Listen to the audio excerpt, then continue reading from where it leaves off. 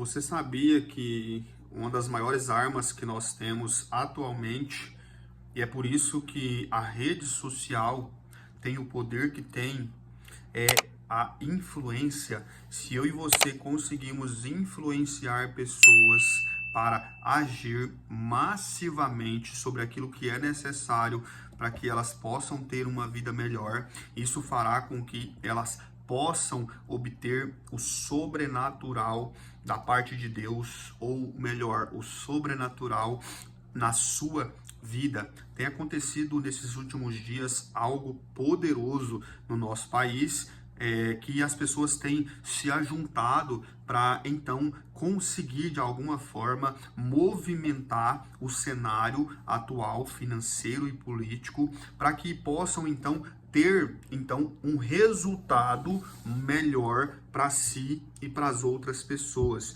Então, a influência é algo extraordinário quando nós sabemos utilizar. E o tema da mensagem de hoje é justamente sobre isso, a sua fé influencia todo o ambiente. Para você que tem filho, eu tenho um filho de 6 anos, e todas as vezes que a gente se arruma para sair, eu coloco uma roupa e ele logo já faz da minha roupa a referência da dele.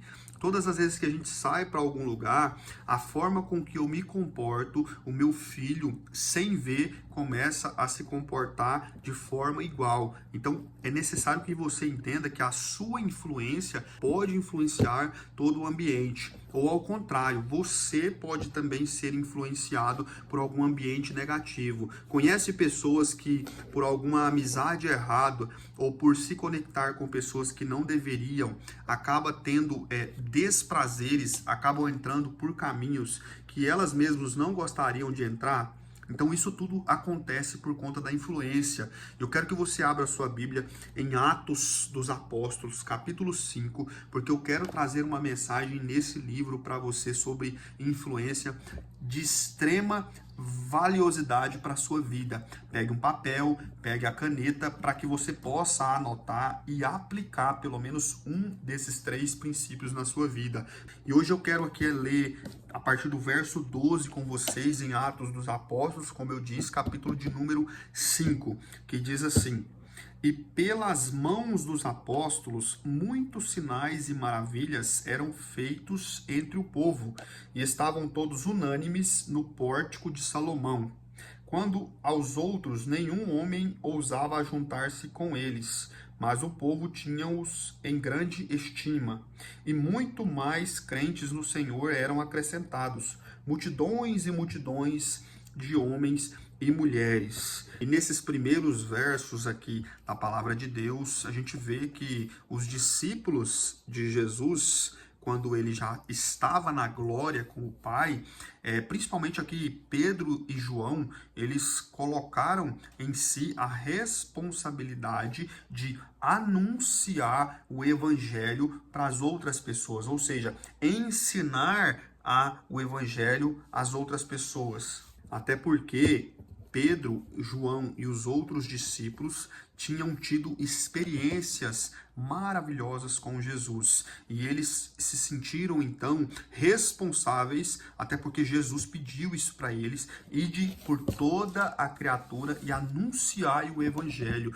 Então, ali eles começam a andar e anunciar o evangelho. E através do poder da fé, eles começaram a ver milagres acontecendo, as pessoas começaram a vivenciar experiências através da vida desses discípulos. Então, uma das coisas importantes e o primeiro princípio que eu quero trazer para vocês Pedro e João chamou a responsabilidade de ensinar para as pessoas tudo aquilo que eles tinham experienciado com Jesus, na caminhada com Jesus. Então, nós devemos ter as nossas ações condizentes com aquilo que nós falamos. Quantas pessoas se dizem cristãos evangélicos e na primeira oportunidade de saber ter a sabedoria de ficar calado, já começam a tagarelar, a falar demais, a se expor demais em meio às outras pessoas. Quando você se declara cristão, evangélico, as pessoas estão de olho em você. Quando você se declara a sua fé, as pessoas têm a capacidade de avaliar as suas ações. Então, se você é uma pessoa que mede da balança da justiça de forma incoerente, as pessoas estão olhando por isso. Se você é uma pessoa que tem o coração ruim diante das outras pessoas, você não é uma pessoa generosa, todo mundo está vendo isso. Você não está sendo condizente com aquilo que você prega. Quantas pessoas estão no púlpito da igreja pregando, mas na primeira oportunidade de ser uma pessoa reativa em meio às circunstâncias, elas saem no braço com outras pessoas que muitas vezes nem cristão é. Uma vez eu vi uma cena que me chocou demais. Um pastor, eu estava passando em um local de carro, e quando eu vi esse pastor, parece que a pessoa tinha encostado no carro dele ou algo nesse sentido. Ele desceu do carro muito nervoso, muito alterado. Eu parei meu carro e quando eu cheguei, eu vi essa pessoa que encostou no carro dele, como eles estavam muito alterados, falando um com o outro. Essa pessoa que não era cristã pegou uma barra de ferro dentro do seu carro para ir para cima do pastor. E o pastor foi lá e catou um pedaço de pau e foi para cima do rapaz. E aí começaram as trocas de farpas. O pastor perdeu totalmente o seu controle e foi começando a chegar gente, e eu me assustei com aquela situação, porque não é que nós estamos na igreja, somos santos, mas a primeira coisa que nós devemos fazer é controlar as nossas emoções. A sabedoria tem que fazer parte da nossa vida. Então, o velho homem morreu, a velha mulher morreu, com ele as velhas ações. Ações que nos afastam de Deus. Se eu sou uma pessoa reativa, é necessário que eu trabalhe isso para que eu não seja mais uma pessoa reativa. Se eu sou uma pessoa que não aceita qualquer discordância, é necessário com que eu trabalhe nessa questão. Nós que somos do reino, nós temos que estar em constante evolução, meus irmãos. Nós precisamos avaliar, ter um autoconhecimento em nós mesmos. Então, que você possa refletir em relação a isso. E Pedro e João, eles, olha para você ver, Pedro era um camarada extremamente reativo. Foi ele que cortou a orelha lá do soldado quando foi pegar Jesus. E depois disso, ele saiu pregando a palavra. Quantas humilhações, quantas situações adversas ele encontrou, e ele até poderia reagir, mas ele não fez.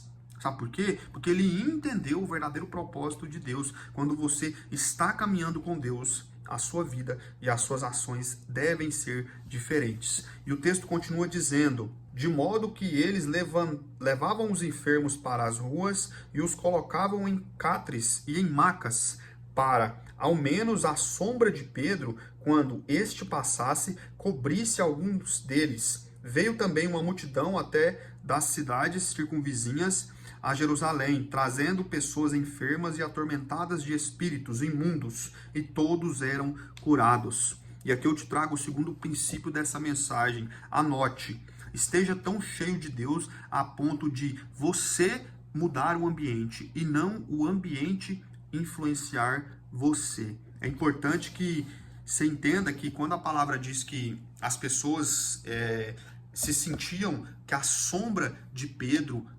curava, isso era algo, claro, era algo totalmente subjetivo. Eles acreditavam que até a sombra de Pedro curava, porque ele estava tão cheio, mas tão cheio da presença de Deus que as circunstâncias não moldavam eles. Muitas vezes eram presos, mas mesmo assim continuavam a pregar o evangelho. Muitas vezes eram confrontados através dos grandes homens, dos fariseus ali da época, mas eles continuavam a pregar a palavra de Deus. Pedro, a primeira pregação dele converteu 3.000 pessoas. E a partir dali, em alguns outros momentos, teve momentos que ele converteu através da palavra que é uma palavra genuína, que transforma, que gera transformação, gera cura, gera arrependimento, mas 5.000 pessoas. Então, que eu e você possamos estar tão cheios de Deus, que aonde nós chegarmos, nós possamos influenciar as pessoas através da palavra de Deus. Porque se a minha fé estiver em dias, nós estaremos influenciando a fé de outros irmãos. Por isso que a Bíblia fala que é melhor que sejam 2 do que 1, porque se um cair, o outro vai pegar no seu braço e vai levantar. Talvez o seu irmão ali do seu lado está precisando de uma palavra sua, está precisando de uma orientação, e nós nessa correria do dia a dia, no orgulho, na falta de compaixão, estamos deixando de olhar para as necessidades dos nossos irmãos. E outra coisa que nós precisamos olhar os nossos princípios e valores. Você sabe que uma vez eu tive uma experiência, que eu sempre conto essa experiência para que possa edificar a sua fé de alguma forma. Eu sempre tive a habilidade de falar em público. E um dia eu estava na academia e chegou um grande empresário. Ele estava numa BMW dessa nova, 320, um carro extremamente lindo, né? E ele viu eu conversando, ele começou a me observar e sentiu que eu era cristão. Então ele se aproximou de mim, nós começamos a conversar, tivemos ali uma amizade, e um dia ele me chamou para um projeto. No dia que ele me chamou para esse projeto, eu falei, vamos conversar. A gente chegou, marcamos uma reunião, sentamos, tomamos um café, alinhamos tudo, e dentro desse propósito, eu teria que fazer alguns vídeos explanando, ou melhor, falando sobre o projeto que nós iríamos lançar de forma digital. Mas quando eu gravei esses vídeos, logo depois eu percebi que ele montou um Instagram, pegou os meus vídeos e começou a postar. E isso foi assim, de um dia para o outro, ele criou esse Instagram e começou a postar. Eu fui dormir de madrugada, por volta das 3 horas da manhã, eu levanto, quando eu olho no Instagram, era o Espírito Santo de Deus ali me incomodando. Quando eu olho no Instagram que foi criado, já tinham milhões de fotos feitas de forma como se fosse a inteligência artificial. Ele pegava a foto minha e colocava pessoas atrás, como se eu estivesse falando com uma plateia. Uma casa que eu não morava, ele já tinha colocado uma foto minha lá, sabe? O carro dele, ele já tinha me colocado como se eu fosse dono daquele carro. Na hora, 3 horas da manhã, eu peguei o telefone, mandei uma mensagem para ele e falei, olha só, amigo, o seu projeto é um projeto magnífico, mas aonde entra a mentira, eu saio pelo outro lado. Te agradeço demais. E ele falou, não, fica tranquilo, vai dar certo, a internet é assim mesmo, eu vou colocar dinheiro ali nesse projeto, não preocupa não, vai dar certo, sabe? E aquilo me incomodou muito, o Espírito Santo me incomodou demais, e eu abandonei o projeto. Sabe por quê? Porque valores e princípios são inegociáveis, nós não podemos negociar por dinheiro nenhum. É importante que você tenha isso cravado dentro do seu coração. E ali eu abandonei esse projeto e não me arrependo hora nenhuma. Sabe por quê? Porque é melhor você conquistar aos poucos, mas na verdade, do que conquistar muito na mentira e depois colher os frutos dessa mentira. O terceiro princípio que eu quero trazer para você hoje é: a mudança começa de dentro para fora. Então, a primeira coisa que você precisa fazer, entendendo que a nossa mudança ela começa a ser gerada de dentro para fora, é fazer uma autoavaliação de como que tá os seus sentimentos. Será que você é uma pessoa amargurada? Será que você é uma pessoa que tem dores na alma que ainda não foram curadas? Será que você é uma pessoa que precisa acessar de forma mais íntima, através da oração com Deus, quais são os sentimentos que estão guardados aí dentro, que quando se fala nesses sentimentos de medo, rancor, abandono, você logo quer se desvencilhar disso, você não quer confrontar essa realidade? É necessário que, se você quer alguma mudança para a sua vida, essa mudança precisa começar a acontecer com o confronto daquilo que te paralisa. Pessoas talvez te feriram pelo caminho e isso foi guardado dentro de você e tem te consumido. E todas as vezes que é necessário confrontar essa realidade, você busca uma fuga. Por que tem tantas pessoas buscando fugas momentâneas, prazeres imediatos, viciados em pornografia, viciados na bebida, viciados no cigarro, viciados nas festas, viciados em tantas coisas, porque não estão conseguindo resolver os problemas emocionais que foram causados pela vida. Mas eu quero te dizer que aonde Deus entra, aonde o soberano entra, entra com ele a luz, entra com ele a sabedoria, entra com ele o autoconhecimento, entra com ele a cura de coisas que você talvez tenha carregado há tantos e tantos tempos. Então, quando você tem uma conexão com Deus, ele te dá o discernimento através dos olhos espirituais. E nós, no fundo, nós sabemos o que tem feito nós estarmos paralisados, o que tem feito nós desacreditarmos do ser humano. As ações, as atitudes que pessoas tomaram comigo e com você não podem influenciar a rota que Deus tem desenhada para a sua vida. Se eu fosse contar quantas frustrações eu já tive nessa vida com empreendimentos, com sócios, eu jamais acreditaria que eu posso viver o sobrenatural, o extraordinário de Deus na minha vida.